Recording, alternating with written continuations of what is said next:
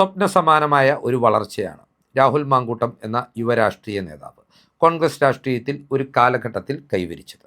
Youth Congress സംസ്ഥാന അധ്യക്ഷനായതിന് തൊട്ടു പിന്നാലെ തന്നെ ഉപതെരഞ്ഞെടുപ്പിൽ വിജയിച്ച് MLA ആകുവാനും രാഹുലിന് സാധിച്ചു.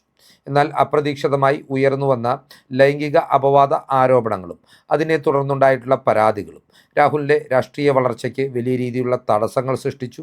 രാഹുൽ രാഷ്ട്രീയ രംഗത്ത് നിന്ന് അപ്രത്യക്ഷനാകുന്ന നിലയിൽ അല്ലെങ്കിൽ അപ്രസക്തനാകുന്ന നിലയിലേക്ക് കാര്യങ്ങൾ എത്തിച്ചേരുകയും ചെയ്തു.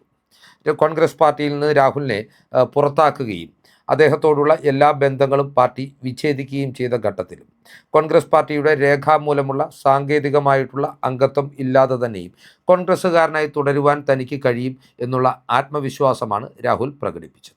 പാർട്ടിയോട് ഒരു ഘട്ടത്തിലും കലഹിക്കുവാനോ പാർട്ടിയെ സമ്മർദ്ദത്തിൽപ്പെടുത്തുവാനോ പാർട്ടിക്കെതിരെ വെല്ലുവിളി ഉയർത്തുവാനോ രാഹുൽ മാങ്കൂട്ടം ശ്രദ്ധിച്ചതുമില്ല. തൻ്റെ ഒരു വിഷയം കോൺഗ്രസിൻ്റെ തെരഞ്ഞെടുപ്പ് സാധ്യതകൾക്കും UDFിൻ്റെ തെരഞ്ഞെടുപ്പ് സാധ്യതകൾക്കും ഒരു തരത്തിലും വിഘാതമാകരുത് എന്ന നിർബന്ധ ബുദ്ധി രാഹുൽ മാങ്കൂട്ടത്തിനുണ്ടായിരുന്നു. ആരംഗീകരിച്ചാലും ഇല്ലെങ്കിലും കോൺഗ്രസ്സുകാരനായി താൻ തുടരുമെന്ന് പറഞ്ഞ രാഹുൽ മാങ്കൂട്ടം പാർട്ടിയുടെ പൊതുപ്രചരണ വേദികളിലേക്ക് എത്താതെ തന്നെ ഈ തെരഞ്ഞെടുപ്പിൽ UDFിൻ്റെയും കോൺഗ്രസിൻ്റെയും വിജയത്തിനു വേണ്ടി അക്ഷീണം പ്രവർത്തിച്ചു എന്ന കാര്യത്തിലും തർക്കമില്ല. തനിക്ക് സമൂഹ മാധ്യമങ്ങളിലുള്ള സ്വീകാര്യത കോൺഗ്രസിൻ്റെ വിജയത്തിനും UDFിൻ്റെ വിജയത്തിനും വേണ്ടി കൃത്യതയോടുകൂടി ഉപയോഗിക്കുവാൻ രാഹുലിന് സാധിച്ചു. തെരഞ്ഞെടുപ്പ് കാലത്ത് അദ്ദേഹം പങ്കുവച്ചിട്ടുള്ള പിണറായി വിജയൻ സർക്കാരിൻ്റെയും പിണറായി വിജയൻ എന്ന മുഖ്യമന്ത്രിയുടെയും ദുഷ്ചെയ്തികൾക്കെതിരെ അദ്ദേഹം പങ്കുവച്ചിട്ടുള്ള വീഡിയോകൾക്ക് ലക്ഷക്കണക്കിന് പ്രേക്ഷകരെയാണ് ആകർഷിക്കുവാൻ കഴിഞ്ഞത്. തീർച്ചയായും ഇത് പിണറായി വിരുദ്ധ വികാരവും ഇടതുവിരുദ്ധ വികാരവും വോട്ടർമാരിലേക്ക് സന്നിവേശിപ്പിക്കുന്നതിൽ നിർണായക പങ്കുവഹിക്കുകയും ചെയ്തിട്ടുണ്ട്. പാലക്കാട് ഉൾപ്പെടെയുള്ള നിയോജക മണ്ഡലങ്ങളിൽ UDFിനുണ്ടായിട്ടുള്ള മഹാവിജയത്തിന് ശേഷം പാലക്കാട്ടെ രമേശ് പിഷാരടിയുടെ വിജയാഹ്ലാദത്തിൽ പങ്കെടുത്തുകൊണ്ട് താൻ കോൺഗ്രസിൻ്റെ വേദികളിലേക്ക് തിരികെ എത്തും എന്ന കൃത്യമായ സൂചനയും രാഹുൽ നൽകുകയുണ്ടായി. അതിനുശേഷം മുഖ്യമന്ത്രി VD സതീശൻ്റെ നേതൃത്വത്തിലുള്ള സർക്കാർ അധികാരം ഏറ്റെടുക്കുന്ന സത്യപ്രതിജ്ഞാ ചടങ്ങിലേക്കും രാഹുൽ മാങ്കൂട്ടം കടന്നു വന്നപ്പോൾ അദ്ദേഹത്തെ വലിയ രീതിയിലുള്ള ആവേശത്തോടു കൂടിയാണ് കോൺഗ്രസ് പ്രവർത്തകർ സ്വീകരിച്ചത്. ഏതാണെങ്കിലും കോൺഗ്രസ് പാർട്ടിയിലേക്ക് ഇന്നല്ലെങ്കിൽ നാളെ രാഹുൽ മാങ്കൂട്ടം കടന്നു വരും എന്ന കാര്യത്തിൽ തർക്കമില്ല. പക്ഷേ അദ്ദേഹത്തിന് മുമ്പിൽ ചില പ്രതിബന്ധങ്ങൾ ഇപ്പോഴും നിലനിൽക്കുന്നുണ്ട്. 3 പരാതികൾ രാഹുലിനെതിരെ ലഭിച്ചതിൻ്റെ അടിസ്ഥാനത്തിൽ 3 കേസുകളാണ് കേരള പോലീസ് രജിസ്റ്റർ ചെയ്തിട്ടുള്ളത്. ഈ 3 കേസുകളിലും തുടർ നടപടികൾ വേഗത്തിലാക്കി വിചാരണ നടപടികൾ പൂർത്തിയായെങ്കിൽ മാത്രമേ രാഹുലിന് കോൺഗ്രസിൻ്റെ വേദിയിലേക്ക് ഔപചാരികമായി കടന്നു വരുവാനുള്ള ഒരു സാഹചര്യം ഒരുങ്ങുകയുള്ളൂ. രാഹുലിനെ സംബന്ധിച്ചിടത്തോളം അഗ്നിശുദ്ധി തെളിയിച്ചുകൊണ്ട് തന്നെ ഒരു തിരിച്ചുവരവ് നടത്തിയാൽ മാത്രമേ തനിക്ക് നഷ്ടപ്പെട്ടു പോയിട്ടുള്ള സ്ഥാനമാനങ്ങൾക്ക് മേൽ അവകാശവാദം ഉന്നയിക്കുവാനും പാർട്ടിയിൽ കൂടുതൽ അവസരങ്ങൾ ലഭിക്കുവാനുമുള്ള സാധ്യതയും ഉണ്ടാകുകയുള്ളൂ. ഇതിന് കൃത്യമായി സർക്കാരിൻ്റെ ഭാഗത്തു നിന്ന് അനുകൂലമായ ഒരു നീക്കം രാഹുലിന് വേണ്ടി ഉണ്ടാവേണ്ടിയിരിക്കുന്നു എന്ന കാര്യത്തിൽ തർക്കമില്ല. നമുക്കറിയാം രാഹുലിനെതിരെ ഉയർന്നു വന്നിട്ടുള്ള ലൈംഗിക അപവാദ ആരോപണങ്ങളിൽ അദ്ദേഹത്തിൻ്റെ ജാമ്യ ഹർജി പരിഗണിക്കുന്ന വേളയിൽ തന്നെ പല തെളിവുകളും കോടതിയിലൂടെ പൊതുജന സമൂഹത്തിലേക്ക് എത്തിച്ചേർന്നിരുന്നു.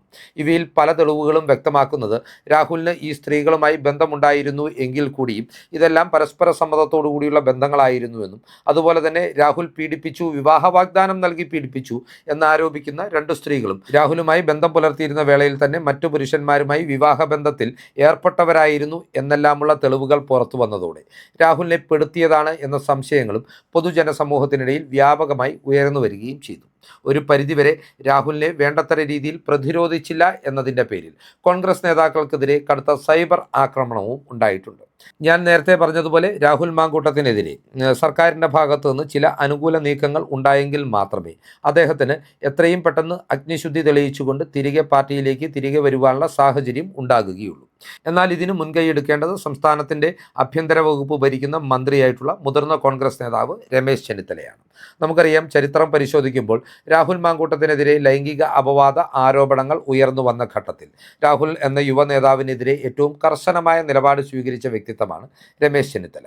രാഹുൽ മാങ്കൂട്ടത്തെ തിരഞ്ഞെടുക്കപ്പെട്ട സ്ഥാനമാനങ്ങളിൽ നിന്ന് ഒഴിവാക്കണമെന്നും രാഹുൽ MLA പദവി രാജിവെക്കണമെന്നും പരസ്യമായി തന്നെ രമേശ് ചെന്നിത്തല ആവശ്യപ്പെടുകയും ചെയ്തിരുന്നു.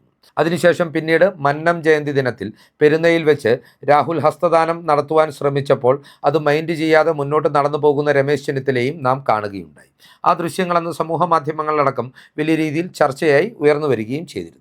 അതിനാൽ തന്നെ ആഭ്യന്തരമന്ത്രി പദവിയിൽ രമേശ് ചെന്നിത്തല നിലകൊള്ളുമ്പോൾ രാഹുലിന് അനുകൂലമായിട്ടുള്ള ഏതെങ്കിലും നിലപാട് പാർട്ടിക്കുള്ളിൽ നിന്ന് സർക്കാരിൽ നിന്ന് ഉണ്ടാകുമോ എന്ന ഒരു സംശയം പൊതുജനങ്ങൾക്കിടയിലും കോൺഗ്രസ് പ്രവർത്തകർക്കിടയിലും ശക്തമായി നിലകൊള്ളുന്നുണ്ട്. ഈ വിഷയത്തിൽ തൻ്റെ നിർണായകമായ നിലപാട് ഈ കഴിഞ്ഞ ദിവസം മാധ്യമങ്ങൾക്ക് മുൻപിൽ രമേശ് ചെന്നിത്തല എന്ന കേരളത്തിൻ്റെ ബഹുമാന്യനായ ആഭ്യന്തരമന്ത്രി തുറന്നു പറയുകയും ചെയ്തു.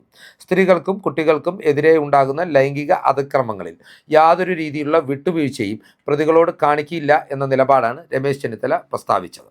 അതായത് ആരാണ് ഏതാണ് എന്ന് നോക്കാതെ ഈ വിഷയങ്ങളിൽ കർശനമായ നിലപാടുകളുമായി കേരള പോലീസ് മുന്നോട്ട് പോകുമെന്നാണ് രമേശ് ചെന്നിത്തല പറഞ്ഞിരിക്കുന്നത്. ഇത് യഥാർത്ഥത്തിൽ രാഹുലിന് പ്രതികൂലമായിട്ടുള്ള ഒരു നിലപാടായി ചിലർ വ്യാഖ്യാനിക്കുന്നുണ്ട് എങ്കിൽ കൂടിയും ഇത് അങ്ങനെയല്ല എന്നുള്ളതാണ് വാസ്തവം. നമുക്കറിയാം, രാഹുൽ മാങ്കൂട്ടത്തിനെതിരെ ആദ്യമായി ഒരു കേസ് രജിസ്റ്റർ ചെയ്തത് അദ്ദേഹത്തിനെതിരെ രേഖാമൂലം ഒരു പരാതി പോലും ഉണ്ടാകാതിരുന്ന സാഹചര്യത്തിലാണ്. അതിനുശേഷം സാമൂഹ്യ സമ്മർദ്ദങ്ങൾ വഴിയാണ് പരാതിക്കാർ രേഖാമൂലം പരാതി നൽകുന്ന ഘട്ടത്തിലേക്ക് കാര്യങ്ങൾ എത്തിച്ചേർന്നത്. ആ അവസരത്തിൽ പോലും പലതരത്തിലുള്ള തെളിവുകളും ഉയർന്നു വന്നതോടെ തങ്ങളുടെ പരാതിയുടെ ആധികാരികത കോടതികളെ ബോധിപ്പിക്കുവാൻ ഈ പരാതിക്കാർക്ക് സാധിച്ചിട്ടില്ല. എന്നിരുന്നാൽ പോലും രാഷ്ട്രീയ മുതലെടുപ്പ് നടത്തുന്നതിന് വേണ്ടി ഇടതുമുന്നണിയുടെ സർക്കാർ പോലീസ് സംവിധാനത്തെ ദുരുപയോഗം ചെയ്തുകൊണ്ട് അർദ്ധരാത്രി താമസിച്ചിരുന്ന ഹോട്ടൽ മുറിയിലേക്ക് അപ്രതീക്ഷിതമായി കടന്നു ചെന്നുകൊണ്ട് രാഹുൽ മാങ്കൂട്ടത്തെ ജയിലിലടയ്ക്കുന്ന സാഹചര്യം വരെ ഇതുമൂലം സംജാതമായിരുന്നു. രമേശ് ചെന്നിത്തല കർശന നിലപാട് സ്വീകരിക്കും എന്ന് പറയുമ്പോൾ അതിന് കൃത്യമായ ഒരു ആന്തരിക അർത്ഥമുണ്ട്. ഈ വിഷയത്തിൽ സത്യസന്ധമായ അന്വേഷണം നടക്കും എന്ന് തന്നെയാണ് രമേശ് ചെന്നിത്തല എന്ന കേരളത്തിൻ്റെ ആഭ്യന്തരമന്ത്രി പറഞ്ഞു വെക്കുന്നത്. സത്യസന്ധമായ ഒരു അന്വേഷണം ഈ വിഷയങ്ങളിൽ ഉണ്ടായാൽ, ഈ പീഡന പരാതികളിൽ ഉണ്ടായാൽ രാഹുൽ മാങ്കൂട്ടം നിരപരാധിയാണെന്ന് അതിവേഗം തെളിയുകയും ചെയ്യും എന്നുള്ളതാണ് മറ്റൊരു വസ്തുത. ഈ ഒരു ആത്മവിശ്വാസം എല്ലാ ഘട്ടത്തിലും രാഹുൽ മാങ്കൂട്ടം എന്ന യുവ നേതാവ് പ്രകടിപ്പിച്ചിട്ടുണ്ട്. അദ്ദേഹം കൃത്യമായി തന്നെ ഓരോ ഘട്ടത്തിലും മാധ്യമങ്ങളോട് പ്രതികരിച്ചപ്പോൾ പറഞ്ഞിട്ടുള്ളത് ഇപ്രകാരമാണ്: ഈ രാജ്യത്തെ ഒരു നിയമങ്ങളും താൻ ലംഘിച്ചിട്ടില്ല എന്ന്. അതായത് ഈ സ്ത്രീകളുമായിട്ടുള്ള ബന്ധം ഒരു ഘട്ടത്തിൽ പോലും രാഹുൽ നിഷേധിച്ചിട്ടില്ല. എന്നാൽ ഈ ബന്ധമെല്ലാം പരസ്പര സമ്മതത്തോടു കൂടി ഉള്ളതായിരുന്നു എന്ന രാഹുലിൻ്റെ വാദഗതിക്ക് തന്നെയാണ് ഇവിടെ മുൻഗണന ലഭിക്കുവാൻ പോകുന്നത്. കേരള പോലീസ് സത്യസന്ധമായി മൊഴിയെടുക്കുകയും തെളിവുകൾ ശേഖരിക്കുകയും ചെയ്താൽ രാഹുൽ മാങ്കൂട്ടം ഉയർത്തുന്ന വാദമുഖങ്ങൾ ശരിയാണ് എന്ന് കൃത്യമായ ഒരു ബോധ്യം ഈ അന്വേഷണത്തിൻ്റെ അടിസ്ഥാനത്തിൽ ഉണ്ടാകുമെന്നുള്ള ആത്മവിശ്വാസമാണ് രാഹുലിനെ പിന്തുണയ്ക്കുന്നവർ ഇപ്പോൾ പ്രകടിപ്പിക്കുന്നത്. അതുകൊണ്ട് തന്നെ നിഷ്പക്ഷമതികളായിട്ടുള്ള സത്യസന്ധരായിട്ടുള്ള പോലീസ് ഉദ്യോഗസ്ഥർ ഈ കേസ് അന്വേഷണം ഏറ്റെടുക്കണം എന്ന നിലപാടാണ് രാഹുലിനെ അനുകൂലിക്കുന്നവർ കോൺഗ്രസിനും സർക്കാരിനും മുന്നിൽ വെക്കുന്നത്. ഈ ഒരു കാര്യത്തിന് വഴങ്ങിക്കൊടുക്കുവാൻ തീർച്ചയായും ആഭ്യന്തരമന്ത്രിയായിട്ടുള്ള രമേശ് ചെന്നിത്തലയും തയ്യാറാകുമെന്ന് തന്നെയാണ് അദ്ദേഹത്തിൻ്റെ ഈ കഴിഞ്ഞ ദിവസത്തെ പ്രഖ്യാപനം വെളിവാക്കുന്നത്. അതായത് സത്യസന്ധമായ അന്വേഷണം നടത്തി യാതൊരുവിധ വിട്ടുവീഴ്ചകളും പ്രതികളോട് കാണിക്കാത്ത നിലയിലുള്ള അന്വേഷണം നടത്തും എന്ന് പറയുമ്പോൾ തന്നെ സത്യസന്ധമായ ഒരു അന്വേഷണം നടന്നാൽ രാഹുൽ മാങ്കൂട്ടത്തിൻ്റെ നിരപരാധിത്വം വെളിയിൽ വരും എന്നുള്ളത് കൊണ്ട് തന്നെ ഇത് രാഹുലിന് വലിയ പ്രതീക്ഷയാണ് നൽകുന്നത്. രാഹുൽ മാങ്കൂട്ടത്തെ സംബന്ധിച്ച് ഇത്തരം ഒരു അന്വേഷണം വേഗത്തിൽ നടക്കുകയും കുറ്റപത്രം സമർപ്പിക്കൽ അടക്കമുള്ള നടപടികൾ പൂർത്തിയാക്കിക്കൊണ്ട് എത്രയും പെട്ടെന്ന് ഈ കേസ് വിചാരണ ഘട്ടത്തിലേക്ക് എത്തുകയും ചെയ്താൽ 1-2 വർഷത്തിനകം തന്നെ അഗ്നിശുദ്ധി വരുത്തി തിരികെ എത്തുവാൻ രാഹുലിന് സാധിക്കും. കേസിൻ്റെ കുറ്റപത്രം സമർപ്പിക്കുന്ന വേളയിൽ തന്നെ അതിലെ പഴുതുകൾ ചൂണ്ടിക്കാട്ടിക്കൊണ്ട്, തെളിവുകളുടെ പോരായ്മ ചൂണ്ടിക്കാട്ടിക്കൊണ്ട് മേൽക്കോടതികളെ സമീപിച്ച് FIR റദ്ദ് ചെയ്യുവാനുള്ള നിയമസാധ്യതകൾ ഉപയോഗിക്കുവാനും രാഹുലിന് ഇവിടെ സാധിക്കും. അതിനാൽ തന്നെ ഒരുപക്ഷെ വിചാരണയില്ലാതെ തന്നെ കേസിൽ നിന്ന് മോചനം നേടുവാൻ രാഹുൽ മാങ്കൂട്ടത്തിന് സാഹചര്യം ഒരുങ്ങണമെങ്കിൽ തീർച്ചയായും അന്വേഷണം പൂർത്തിയാവേണ്ടതുണ്ട്, കുറ്റപത്രം സമർപ്പിക്കേണ്ടതുണ്ട്. ഈ ഒരു ആവശ്യം മാത്രമാണ് താൻ ജീവനോളം സ്നേഹിക്കുന്ന കോൺഗ്രസ് പാർട്ടിക്ക് മുമ്പിൽ അദ്ദേഹം എന്ന നേതാവ് ഉയർത്തുന്നത്. ഇവിടെ രാഹുൽ മാങ്കൂട്ടം ഒറ്റയ്ക്കല്ല ഈ ഒരു ആവശ്യം പാർട്ടിക്ക് മുമ്പിലേക്ക് എത്തിക്കുവാൻ പോകുന്നത് എന്നതുകൂടി നാം മനസ്സിലാക്കേണ്ടതുണ്ട്. KC വേണുഗോപാൽ എന്ന മുതിർന്ന നേതാവിൻ്റെ ശക്തമായ പിന്തുണ ഈ വിഷയത്തിൽ അദ്ദേഹത്തിന് ലഭിക്കുമെന്ന് തന്നെയാണ് രാഷ്ട്രീയ വൃത്തങ്ങളിൽ നിന്ന് ലഭിക്കുന്ന സൂചനകൾ. AP അനിൽകുമാർ എന്ന KC വേണുഗോപാൽ ഗ്രൂപ്പിൻ്റെ അല്ലെങ്കിൽ KC വേണുഗോപാൽ വിഭാഗത്തിൻ്റെ കേരളത്തിലെ ഒന്നാമത്തെ നേതാവിൻ്റെ മകൻ്റെ വിവാഹവേദിയിലുണ്ടായിരുന്ന രാഹുൽ മാങ്കൂട്ടത്തിൻ്റെ സാന്നിധ്യമാണ് ഇതിനുള്ള ഒന്നാമത്തെ തെളിവായി ആളുകൾ ചൂണ്ടിക്കാട്ടുന്നത്. അതുപോലെ തന്നെ ഷാഫി പറമ്പിലിൻ്റെ ശക്തമായ പിന്തുണയും ഈ വിഷയത്തിൽ രാഹുലിന് ഉണ്ടാകുമെന്നാണ് അറിയുന്നത്. അങ്ങനെ കോൺഗ്രസ് പാർട്ടിക്കുള്ളിൽ നിർണായക സ്വാധീനമുള്ള ഒരു വിഭാഗത്തിൻ്റെ പിന്തുണയോടുകൂടി സർക്കാരിന് മുന്നിലേക്ക് ഇത്തരം ഒരു ആവശ്യം എത്തിക്കഴിഞ്ഞാൽ തീർച്ചയായും രാഹുൽ മാങ്കൂട്ടത്തിൻ്റെ വിഷയത്തിൽ അദ്ദേഹത്തിന് അനുകൂലമായ മറ്റൊരു രീതിയിൽ പറഞ്ഞാൽ വളരെ നിഷ്പക്ഷമായിട്ടുള്ള സത്യസന്ധമായിട്ടുള്ള ഒരു തീരുമാനം ഉണ്ടാകുന്ന കാര്യത്തിൽ തർക്കമില്ല. ഇതിനപ്പുറം നിരപരാധിത്വം തെളിയിച്ചാൽ പാർട്ടിയിലേക്ക് രാഹുലിനെ എങ്ങനെ അക്കോമഡേറ്റ് ചെയ്യും എന്നൊരു ചോദ്യവും ഉയർന്നു വരിക സ്വാഭാവികമാണ്.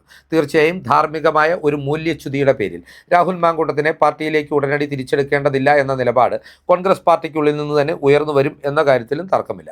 അവിടെയും രാഹുലിന് നിർണായകമായിട്ടുള്ള പിന്തുണയുണ്ടാകുക KC വിഭാഗത്തിൽ നിന്ന് തന്നെയാകും. രാഹുൽ അഗ്നിശുദ്ധി വരുത്തി തിരികെ വരുന്നതിനാൽ രാഹുൽ മാങ്കൂട്ടത്തിൻ്റെ ഭാഗത്തു നിന്ന് ചില വിഷയങ്ങളിൽ ജാഗ്രത കുറവുണ്ടായി എന്ന് സമ്മതിച്ചുകൊണ്ട് തന്നെ അദ്ദേഹത്തെ പാർട്ടിയിലേക്ക് തിരികെ എത്തിക്കുകയും ഒരവസരം കൂടി നൽകുവാൻ തീരുമാനിക്കുകയും ചെയ്യും എന്ന കാര്യത്തിലും തർക്കമില്ല.